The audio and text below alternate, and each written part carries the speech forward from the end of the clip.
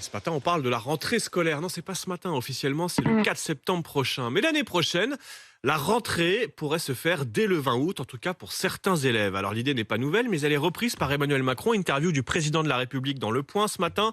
Les élèves en difficulté, notamment en collège et en lycée, pourraient rentrer 2 semaines avant les autres pour combler quelques lacunes, pour reprendre le rythme avant le reste de la classe. Écoutez, tiens, ce qu'en pensent ces parents d'élèves au micro RMC d'Ameline Lafchin et Cassandre Brault. C'est vrai que c'est pas une mauvaise idée de commencer vers mi-août, histoire de relancer un petit peu, à réviser. Celui qui veut que son enfant reste pendant 2 mois, fera ces 2 mois. Celui qui pense que son enfant a des difficultés, qui veut qu'il rentre en août, il rentrera en août. Moi, je préfère qu'ils passent leur été bien tranquillement et de rentrer à l'école frais et dispo avec la rentrée scolaire. Voilà, 3 parents d'élèves, 3 avis différents. C'est intéressant, on voit bien que ça fait débat. On va voir ce qu'il en est au 32-16. On va poser la question à Geoffrey, tiens, qui nous appelle de Meurthe-et-Moselle. Bonjour Geoffrey. Bonjour, comment allez-vous?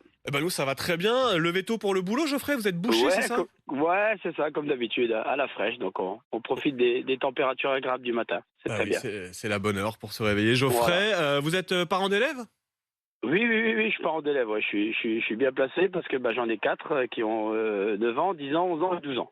Donc, 9, 10, 11, 12. Ah bah oui, d'accord. Voilà. Non, mais c'est plus une rentrée là pour vous, là. C'est des JO le 4 septembre. Là. Ouais, 4 rentrées d'un coup. C'est ça. On essayera d'être sur le podium, d'être médaille d'or. Ouais, c'est ça. Mais alors, du coup, comment vous recevez cette proposition d'Emmanuel Macron qui dit pour certains élèves, ça peut leur faire du bien de reprendre 2 semaines avant les autres pour combler certaines lacunes.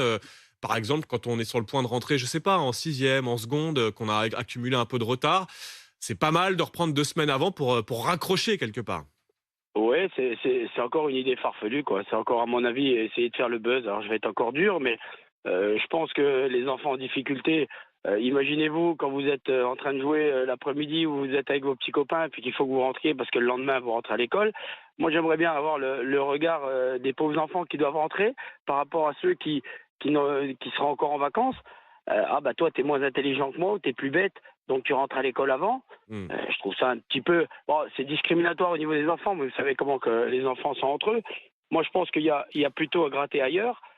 Pourquoi pas faire des groupes de travail. Vous avez raison, Geoffrey, ça va stigmatiser forcément certains élèves qui auront 2 semaines de vacances en moins. Mais je vois que ça fait bondir Laurent Neumann à côté de moi. Mais oui, parce que Geoffrey, il vaut mieux quoi, ces enfants dont vous dites qu'ils seraient stigmatisés? Il vaut mieux les faire rentrer 10 jours avant ou les laisser décrocher tranquillement pendant toute l'année qui vient, où ils seront aussi montrés du doigt d'ailleurs par les élèves, par les profs, et où ils risquent de mal le vivre.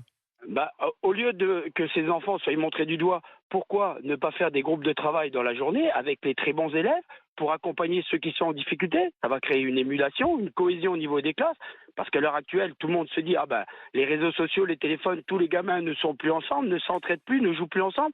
Pourquoi ne pas mettre une méthode de travail où on inclut les élèves qui sont de très bons élèves ou qui sont même moins bien, avec les professeurs qui encadrent ceux qui sont en difficulté. Alors, ça fait aussi partie des pistes évoquées par Emmanuel Macron, Geoffrey, qui dit entre 8h et 18h dans les collèges, il faut plus de soutien.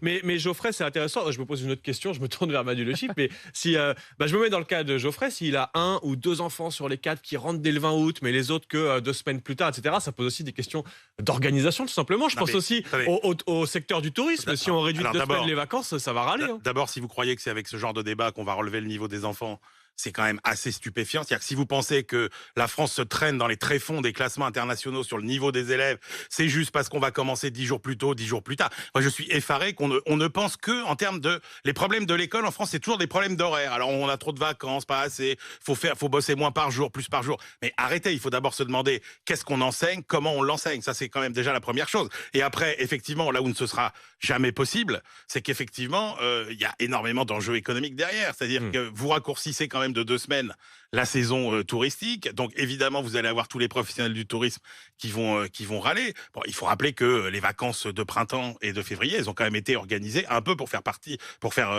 plaisir à ce secteur du tourisme. Et puis, les parents divorcés, qu'est-ce qu'ils font? Exactement. Voilà, et puis il faudra aussi faire revenir plus tôt les personnels de l'éducation nationale pour rouvrir les collèges, les lycées dès le 20 août. Et justement, on va en parler avec Céline qui nous appelle de Gironde. Bonjour Céline. Bonjour. Alors Céline, vous travaillez en collège, c'est ça? Vous êtes agent d'entretien et de restauration? Exactement, oui. Alors, je suis en fait concernée à tous les niveaux du coup. Dites-nous. Eh bien, en fait, moi, je suis maman de 3 enfants, dont un enfant qui a des difficultés scolaires. Donc, je vois très mal le fait que mon fils puisse reprendre le 20 août. Déjà, les élèves en difficulté, on propose des accompagnements parce que je suis aussi présidente de l'association des parents d'élèves de l'établissement de mon fils. Donc, on propose des accompagnements. Les accompagnements, déjà, tout le reste de l'année, ils ne sont pas respectés. Donc, c'est compliqué.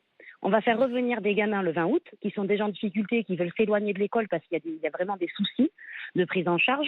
Et c'est ce que disait tout à l'heure Geoffrey, en fait, il y a une stigmatisation qui s'opère. Enfin, moi, je trouve. Et je suis assez d'accord avec Manu Le Chypre quand il parle,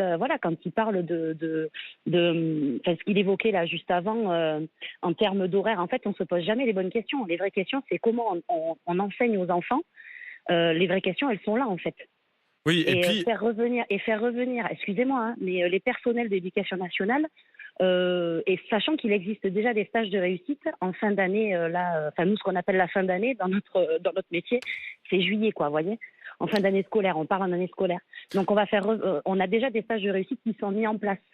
Et puis il y a il y a un marché privé aussi avant la rentrée. Là, on le révélait dès lundi sur RMC. Il y a plus 20% sur le marché du soutien scolaire avant la rentrée. Là, en ce moment, il y a des parents qui ont inscrit leurs enfants dans des stages de soutien. C'est pas forcément les mêmes. Voilà, ceux qui inscrivent leurs enfants dès le 15 août dans des stages de rentrée, ça coûte cher aussi, mais c'est un peu aussi la même logique dans ce que propose Emmanuel Macron. Les parents de bons élèves que les parents de moins bons élèves. Eh ben, on va y revenir tout au long de la matinée, évidemment, avec vos témoignages. Je remercie Céline et Geoffrey d'être venus lancer ce débat ce matin sur RMC. Et notez bien qu'à 8h10, on aura la première réaction du premier syndicat de profs de collège et de lycée, le SNES-FSU. Sophie Vénétité sera avec nous à 8h10 tout à l'heure. Venez l'interpeller.